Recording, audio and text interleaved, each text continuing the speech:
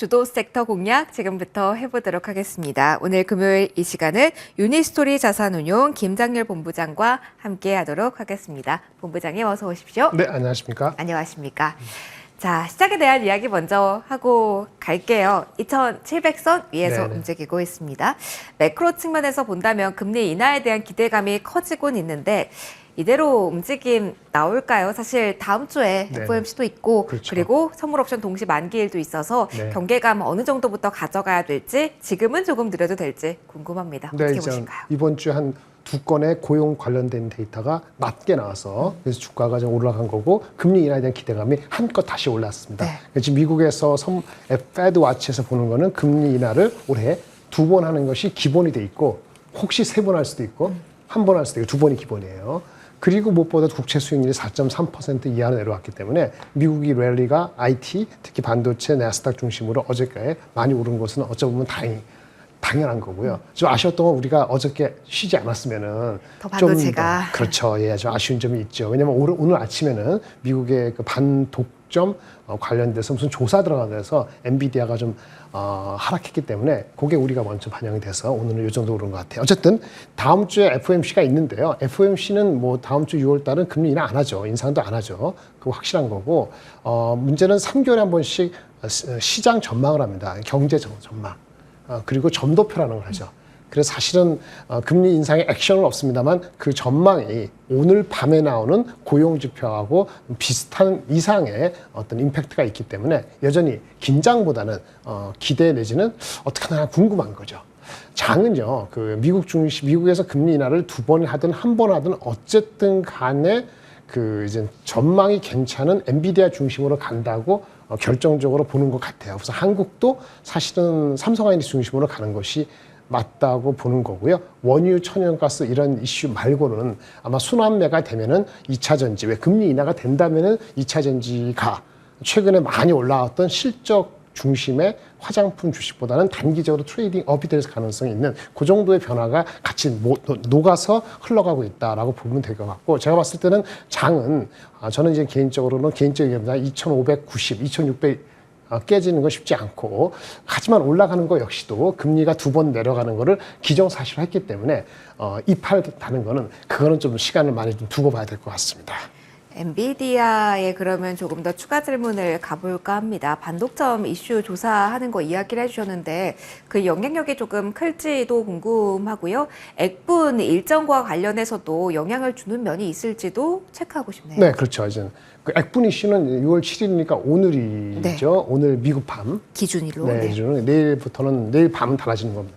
내일 밤이 아니군요. 월요일은 달라지는 거죠. 그래서 이제 그것이 이젠 그 뭡니까 반독점 이슈가 없더라도 어쩌면 단기적으로는 차익 실현의 빌미가 될 수가 있습니다. 근데 이젠 그 반독점 이슈가 원래부터 갖고 있는 건데 법무부가 어떻게 나오는지 아직 모르기 때문에 조금 신경 쓰이는 요인이 되고요. 근데 이게 하루 이틀 지난다고 여러분들이나 우리들이 정확히 알지 못할 거예요. 좀 더 시간을 가져야 되기 때문에 그것이 자칫 그 액면 분할 이후에 주가의 그러니까 추가적인 상승을 조금 저해하는 요인이 될 소진이 있습니다. 근데 그렇다고 해서 그 반독점 이슈라고 만약에 거기 장기적으로 된다 하더라도 엔비디아의 수요, 반도체 수요는 어디 가지 않잖아요. 그렇죠. 그게 AMD로 나눠 갔던 AI PC가 되던, 그래서 다음 주에 있는 그 FOMC 회의 못지않게 또 중요한 게 뭐 있죠? 개발자 회의. 애플의 개발자 회의. 그 있기 때문에 전체적으로 IT라든지 반도체 섹터에 대한 뷰가 이 반독점 이슈가 생겼다고 해가지고 그것이 방향을 틀 정도는 아직은 아니라고 말씀드리겠습니다. 결국 그런 반도체를 투자함에 있어서 우리가 계속 확인을 해야 될 것은 본부장님 AI 쪽에 대한 수요가 견조한지 이렇게 제가 정리를 해도 될까요? 네, 맞습니다. 견조한 건 같은데 개별 주식은 미리 간 측면이 있을 수도 있고 뭐 주문이라든지 공시라든지 주가가 선행되는 게 있기 때문에 개별적으로는 계속 변화가 많을 것 같아요. 흐름은 아직은 괜찮은 것 같습니다. 그러면은 최근에 나오고 있는 이 벤더 다변화 이슈에 대해서는 네. 저희가 어떻게 생각을 해야 될까요? 시작에서 가장 높은 점수를 쳐주고 있던 게 독점력이었는데 네네. 이런 트렌드가 가속화된다라는 것 역시 어떻게 보면 본부장님 수요가 많다는 거는 맞지 않습니까? 그렇죠, 맞습니다. 그러면서 조금 까다로워진 것 같아요. 어떻게 봐야 될까요? 일단 이 독점 반도체 업계에서 벤더의 다변화라는 것이 뭉쳐서 얘기했는데 사실은 글로벌리 보면은 ASML 이런 아무도 대체하지 못하는 회사. 갑이 아닌데 갑 같은 을이죠. 반도체 장비 넘버 원. 근데 한국에서는 미국의 엔비디아가 목매달 수밖에 없는 HBM 공급할 수 있는 회사 현재는 하이닉스 하나. 그러면 이게 독점이냐? 삼성전자가 들어온다는데 어떤 이슈가 되느냐? 반대로 하이닉스가 잘하게 된 것 중에서 하이닉스 벤더 장비를 공급해주는 본더 장비, 한미 반도체. 하지만 하이닉스는 한미 반도체에 영원히 매달릴 것이냐? 뭐 이런 측면에서 이 벤더하고 고객, 커스터머와의 관계가 있는데 그걸 개념적으로 한번 다 아실 수 있습니다만 몇 가지 세 개만 말씀드리겠습니다. 벤더를 다변화한다. 한 명한테 맡기지 않는다는 거는 처음에는 그 회사한테 맡기는 회사가 독점력이 있고 기술에 어느 난관이 있기 때문에 많이 맡길 수밖에 없습니다만 어느 시점이 되면은 불가피하고 어쩌면 자연스럽게 그렇게 다변화하는 건 자연스럽습니다. 왜? 처음에 독점 맡기는 가격이 높을 거 아니에요. 네. 그러니까 점점 가격에 대한 부담이 있기 때문에 가격 협상을 해서 원가를 낮추려고 하는 것이 제조업의 특성이기 때문에 그렇게 된다는 거죠. 그거는 엔비디아 입장에서도 하이닉스 말고 삼성은 언제든지 웰컴하는 이유 중에 하나죠. 그런 얘기고 하이닉스 입장에서도 그 한미반도체한테 영향을 받아서 많이 잘했습니다만은 지속적으로 가격에 매달릴 수밖에 없기 때문에 뭐 신문에 나온 하나정밀이나 그 기술력으로 따라 떨어진다 어쨌든 그걸 둘째치고 올해 이루어지지 않는다 하더라도 실패하더라도 포기하지 않고 계속적으로 2호나 3호를 할 거라는 얘기가 됩니다. 자연스럽다는 걸 인정을 하셔야 되고요. 왜 내가 갖고 있는 주식이 있는데 왜 이상한 놈이 뛰어들어가고 병적이 무너지냐 이렇게 짜증내시면 안 돼요. 그건 자연스러운 거고요. 두 번째. 근데 문제는 주가적인 측면에서는 그걸 언제 받아들일 것이냐는 거죠. 얼마나 빨리 위험으로 느낄 것이냐. 아니야. 침소봉대 하지 마. 이렇게 볼 것이냐는 건데 시간의 이슈입니다. 시간의 이슈는 기술이 얼마나 난이도가 있냐는 건데 기술의 난이도라는 것도 반도체나 IT 업종도 영원한 건 없습니다. 5년, 10년 가는 게 없기 때문에 난이도가 3년 전의 난이도인데 1년, 2년, 1년, 6개월 되면은 난이도가 낮아질 수 있기 때문에 이런 이슈가 나오거나 처음에 나왔을 때는 그냥 그러려니 하시면 돼요. 근데 또 다시 나와서 한 6개월 뒤면은 이 난이도가 달라지는 거 아니야라고 주가적으로는 받아들일 필요가 있다라고 말씀을 드리는 거고요. 핵심이 그럼 어떻게 하면 기술이 얼마나 어렵고 대체가 어려운 거야라고 하면은 어려운 얘기인데 먼저 들어온 사람이 first move advantage가 있습니다. IT 업계에서는요.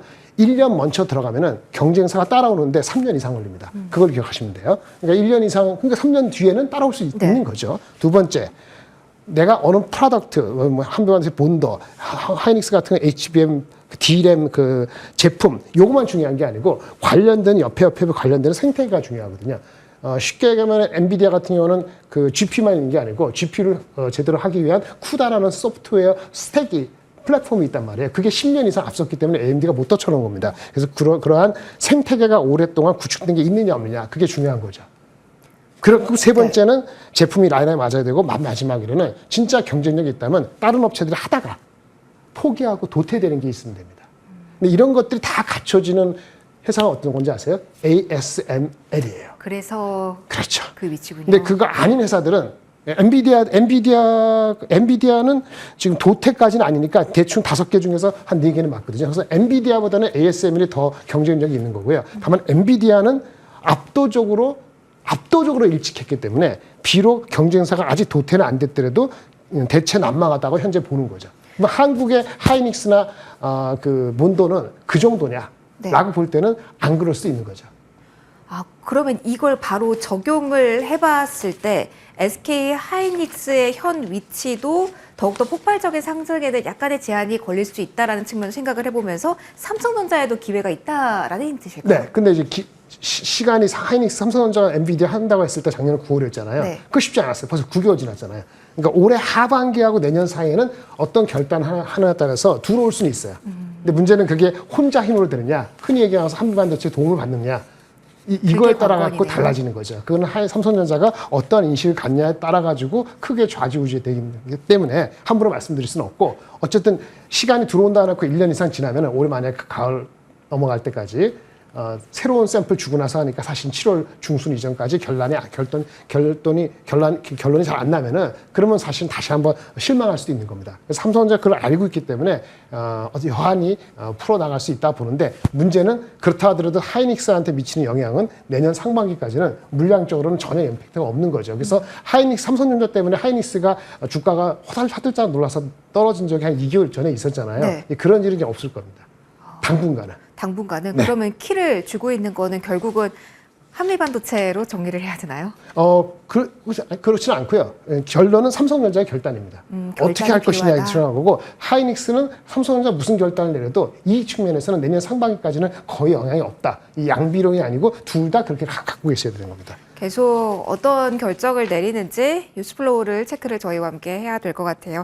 마지막 이슈 측면에서는 저희 수요 이야기를 해보도록 하겠습니다. 엔비디아 쪽에서 더 많은 HBM에 쓰이는 루빈 청사진을 공개를 했고 그리고 앞서 서두에서 말씀해 주신 개발자 회의 애플 측에서의 모멘텀도 있습니다. 시장에서는 어떤 포인트를 이벤트 전후로 해서 저희는 확인을 할 필요가 있을까요? 보통 그 아키텍처가 바뀌는 게 한 2년에 한 번씩 바뀌는 건데 이 루빈이라는 것이 내년도 나오는 거잖아요. 네. 얼마 전에 2개월 전에 올해 하반기에 나오는 블랙웰이라는 새로운 아키텍처를 하고 나서 불과 2개월 뒤에 어떤 그 컴퓨텍스 타입백에 나와서 내년에 나올 거 발표했어요. 그러면 이게 앞당겨진 거예요, 사실은. 2년이 아니고 1년이라는 것은 한마디로 봅니다.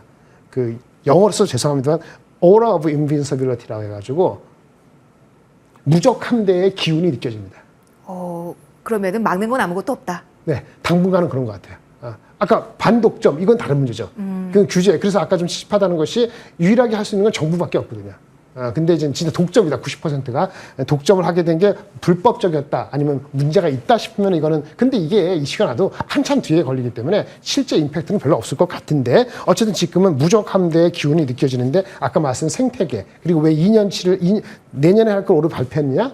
날 따라와라. 다른 거 볼 거 없다. 한눈 파지 말라. 뭐 이런 약간 거만할 수도 있습니다만 엄청난 그 자신감의 표출이기 때문에 당신 말이 틀렸어라고 얘기를 하려면은 딴 업체가 엄청 잘하든지 얘네가 큰 실수를 해야 되는데 그렇지 않으면은 예전에 이런 것 같아요. TSMC 파운드리를 누가 자꾸 1, 2등 해보려고 삼성도 그렇고 인텔도 막 발표하고 그랬잖아요. 근데 택도 없는 거거든요. 1등이 확실히 큰 문제가 안 생기면 그 따라하는 게 더 어려운데 그거보다 더 어려운 거죠. 그래서 당분간은 쉽지 않다라고 말씀을 드릴 수 있겠고요. 수요적인 측면에서는 엔비디아는 됐고요. 중요한 건 AI PC야 AI 휴대폰인데 왜? 서버하고 클라우드 갔다 오는 거 말고 우리 휴대폰 안에 들어오면은 어떻게 AI 수요가 어떻게 되냐는 건데 엔비디아가 사실은 서버 중심이니까 PC나 휴대폰의 온 디바이스는 별로 신경 안 썼다고 하는데 그렇지 않거든요. 네. 엔비디아도 AI PC 쪽에 CPU를 만들 가능성이 있고요. 한편 그런 상태에서 애플이 쫄 수 있잖아요. 그러니까 그렇죠. 우리는 잘하는 먼저. 게 휴대폰이니까 다음 주에 오픈 AI하고 갖고 있는 GPT-4,